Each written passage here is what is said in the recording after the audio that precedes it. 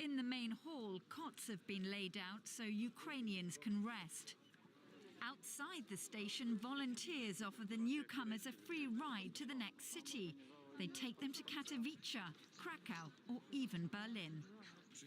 I can give 3 people a ride, for example, a woman and 2 children. I am willing and able to help. Poland is well prepared for this stream of people. For weeks, they've been following government orders to set up aid centres, like this one called Ukrainian House, to offer help, including temporary accommodation. But these are chaotic times, and not everyone fleeing Ukraine has found Poland quite so welcoming, including foreign students. The Ukrainians were let in, and the foreigners, they were segregated to one side. Some have also complained of poor treatment at the hands of Ukrainian border guards. All the black people, Arabic people especially, what I saw, they beat them, they tore their gun to them at night. It was snowing, like just people wanted to walk. They stopped us like a 3 hour, they didn't let us walk, and people get like aggressive. Poland says it's admitted around 350,000 people from more than 120 countries. With war raging just a few kilometres away, sympathy for the refugees is mixed with a fear of what might come next.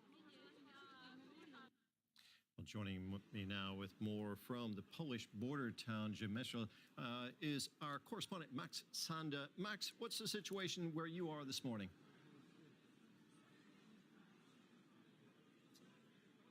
Hey, Terry. Well, the situation here at the train station, which is very close to the Polish-Ukrainian border, is evolving, and you can really tell it has changed from the last couple of days. Maybe we can give you a little impression of what the situation is here on the ground, how it's playing out. From what we've been hearing, 2 trains arrived here yesterday carrying roughly 2,500 people each, and in general, a lot more people are coming. So the last numbers that we're having is that close to 400,000 people have actually fled neighboring Ukraine on the way to Poland. But what we can tell from here on scene is that people are being received. The volunteers are handing out aid, donations, some hot meals, drinks, and trying to organize the reception as good as they can, trying to organize transport to other towns to decongest this area and brace for more people coming. Now, I understand you've spoken to people who have crossed the border. You've talked to quite a few. What are they telling you? Well, most people across the board, they have different needs, obviously, but all of them are relieved. They are relieved that they have made it out to Poland, to a safe haven, to a country that is receiving them right now. Most people are very exhausted. They've been on the run. Some of them already since the beginning of the invasion 6 days ago, and only getting here now. The situation is very difficult at the train station in Lviv, where the trains come from, that end here in Przemyśl. That we were hearing the platforms are full. People are really struggling to get on board these trains. People come by car, if they have a car, they find themselves sitting in long lines of congested traffic in the cold, without water, without food, in some cases, and just trying to keep warm and trying to make it across the border. Now, Max, a number of African and Asian people leaving Ukraine, they're coming to the border, are saying that they're being discriminated against. They say they're unable to cross the border, or that they're being sent to the back of the line. What more can you tell us about that? Right. So I've talked to a number of people here, and many of the people coming from Ukraine right now are not Ukrainian nationals. A lot of them are students or workers who came from various African countries or Central Asian countries and were living, studying, working in Ukraine. And especially amongst the Africans that I talked to, a lot of them tell me that they have been facing discrimination. There have been some really grave reports, like some very serious reports of of people who were sent to the back of the line while the Ukrainians were performing their checks, who were not let on board of trains to make place for Ukrainian nationals. Now, not everybody has made this experience, but everybody I talk to knows someone or has heard of situations that have played out like that. What do the refugees arriving at that border, Max, need most right now? Right. So what they need is oftentimes what they are getting is they're being received. They get there are reception centers in place, but these are more like temporary shelters where you don't really want to spend longer than necessary. So where they can receive some sort of basic medical attention, where they can receive some food, some drink, and a place to rest, which is very important. But then what people need now is some sort of plan for the next steps, because not everybody has a place to go to. Not everybody has somebody here, family or friends in Ukraine, and a lot of the people find themselves lost at the moment and have no place to turn to, especially those who came from third countries, not from Ukraine, and who are now relying on embassies, for example, to pick them up. Now, it's freezing there right now, freezing temperatures. We understand some people have been waiting at the border for days in some cases. We understand that some procedures have been put in place to make crossing the border from to get out of Ukraine much easier at that border. What's the government doing about simplifying procedures? Right.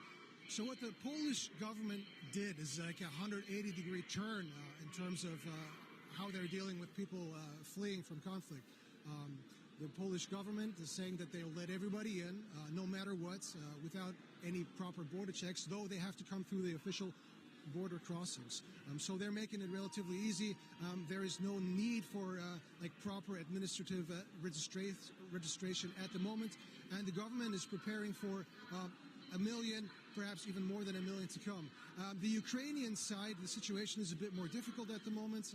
The Ukrainian border guards are making sure that men of fighting age between 18 and 60 years do not leave the country, so they're performing checks, but they have now announced, because of the queues, because of the delays, that they're not going to check any women and children anymore, and that's hopefully going to expedite the process. Max, thank you very much. That was our correspondent Max Chanda there at the Polish-Ukrainian border. Turkey says it will block Russian warships from the key Bosphorus and Dardanelles Straits, prohibiting access for Navy vessels to the Black Sea. The Montreux Convention of 1936 gives Turkey the right to block warships of, quote, belligerent countries from the two straits. Several Russian warships have sailed through the straits in the past weeks. Turkey said it was closing the waterway to prevent an escalation of the war. Here's how Turkey's President Recep Tayyip Erdogan announced the move. We are determined to use the authority given to us by the Montreux Convention regarding the marine traffic in straits to prevent an escalation of the crisis. As we've always said, we are in favor of respecting Ukraine's sovereignty, political unity, and territorial integrity. We see Russia's attack on Ukraine as unacceptable and appreciate the fight of the Ukrainian people and administration. We asked DW correspondent Yulia Han in Istanbul just how important the Bosphorus and Dardanelles Straits are. Well, they are strategically very, very important, and that's why Ukraine had asked Turkey already on the first day of the Russian invasion to close these two waterways to Russian warships, so they cannot send reinforcements to the Black Sea. The Dardanelles and the Bosporus Straits are the only way in and out of the Black Sea. They connect the Mediterranean with the Black Sea. Russia has its Black Sea fleet over there, a number of warships that, as far as we know, are being used in the assault on Ukraine right now. So there is an interest there from Ukraine for Turkey to block the passage of warships, Russian warships. It is also economically very important. It's important for agricultural trade, for oil trade. Russia and Ukraine together, let me just mention that figure, account for more than a quarter of the global trade in wheat and about a fifth of corn. And that trade was completely thrown into chaos when the Russian invasion started and Ukraine had to shut down its ports in the Black Sea. So it is a crucial region geopolitically, economically. You're watching DW News from Berlin. Just a quick recap of what's happening in Ukraine. Russian troops are continuing their advance on the Ukrainian capital, Kiev. Satellite images appear to show a convoy of military vehicles stretching more than 60 kilometers just north of the city. Air raid sirens sounding in the capital early on Tuesday morning. You're watching DW News. To the Point is next. I'm Terry Martin. Thanks for watching.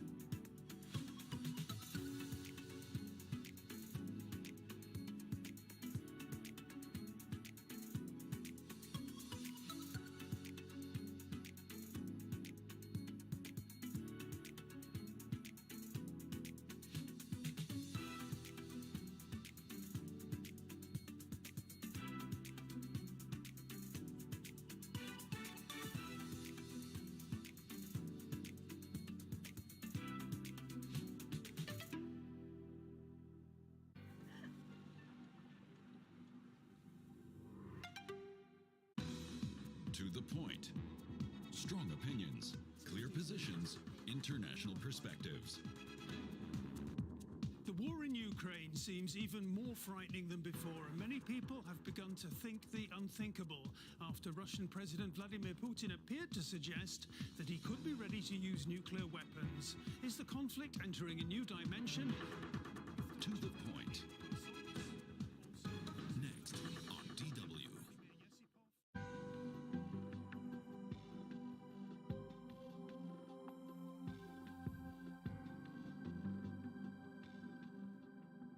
Some are driven by merciless greed.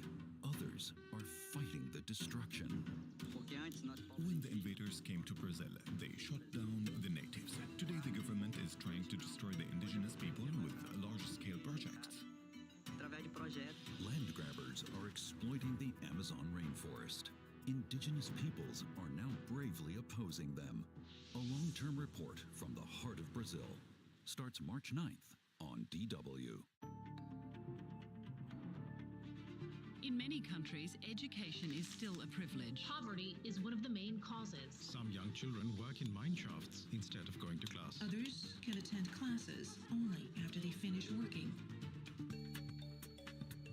Millions of children all over the world can't go to school.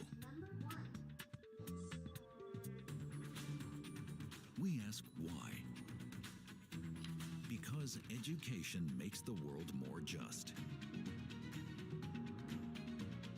Make up your own mind. DW, made for minds.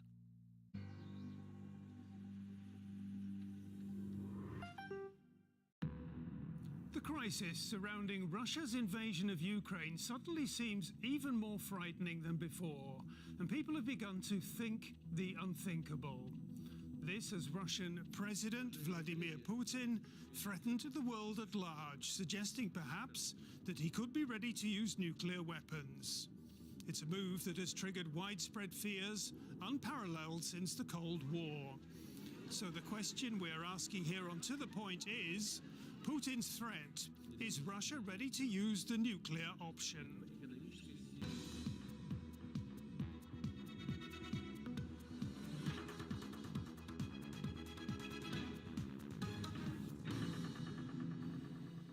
And to discuss that question, I'm joined by Terry Schultz. She is Security and Defence Specialist with Deutsche Welle in Brussels. Welcome to you. Also with us is another DW colleague, Vladimir Yesipov from our Russia desk, who joins us from London. And a warm welcome to Malte Lehming, who's with me here in the studio. He's with the Berlin daily newspaper, the Tagesspiegel. And Malte, let me begin with you and Vladimir Putin's announcement that he is putting nuclear forces on high alert. The debate must be that he is willing to use the nuclear option. Is that how it seems to you? Not really. I mean, it's always hard to tell what is in the mind and the head of Vladimir Putin. But if he's really willing to do it, or if he's more aiming at the nerve costume of the West, trying to spread fear and try to disunify the astonishingly unified Western Bloc, I think this is more or less what he's aiming at. He did the same in 2014. I think it's the second grade of a 4-grade alert system, so it's not the highest alert, but on alert. And he's reminding us, and by us I mean the West, that we're dealing with a country not like Afghanistan or Iraq, but a nuclear power. And that's what we do. Okay, Terry Schultz in Brussels. Vladimir Putin has already used similar language in recent days. Do you see that from where you are as a threat to our well-being in the immediate future? Well, certainly, Peter, what NATO says is simply that no one knows what's in Vladimir Putin's mind, and so they have to be ready for everything. And this is what NATO was created to do, to alert every defense that it has possible among its 30 allies, just in case. And I think that they've been very reluctant to make predictions about what Vladimir Putin will do. What they say is they have to be ready for everything he can do. And now, of course, we've seen what he can do on the ground in Ukraine. Vladimir, what's your take on what's going on inside Vladimir Putin's head at this point in time? It's still the guessing game that we've been involved in for days now.